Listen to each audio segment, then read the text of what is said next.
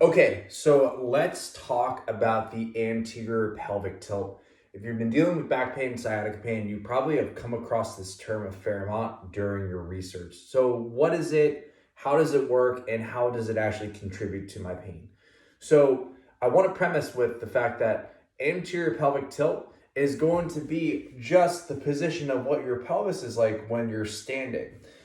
And that's it. Having an anterior pelvic tilt is not always going to be the cause of your pain, and having an anterior pelvic tilt is not going to be painful usually.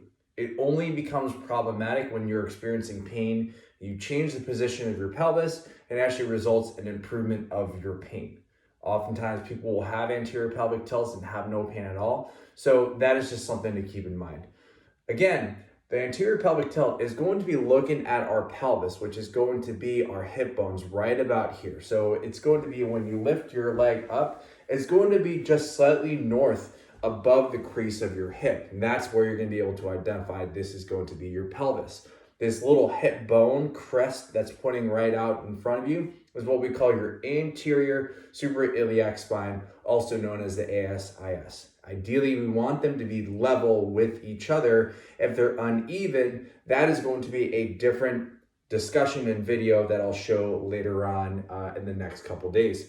But ideally, when it comes to anterior pelvic tilt, you're looking at the position of the pelvis, which in some cases will be rotated forward. And this will often be presented in people who say sit for a long period of time, also have a little bit of tension in the hip flexors.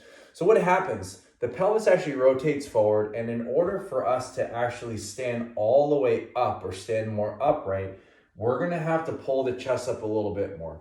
As you can see, the arch of my low back actually becomes a little bit more prominent because if I don't wanna stand up tall, I'll go ahead and just slump on forward, but I wanna try to stand up tall with good posture, and I'm actually using a lot of tension in my low back to stand on up.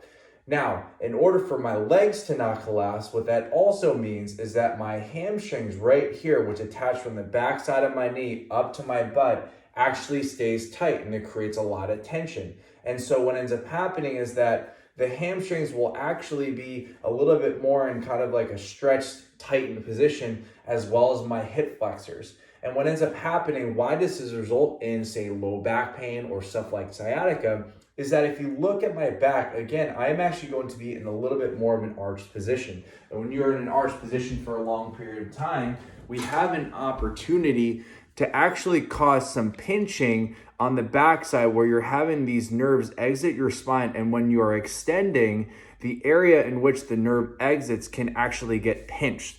So that's where we're looking at trying to address, making sure that we're not arching too much. So how do we address this, right? So when we have an anterior pelvic tilt, we're going to have tight hip flexors, we're going to have tight hamstrings. There's going to be pulling everything forward, and our backs are going to be really, really tight.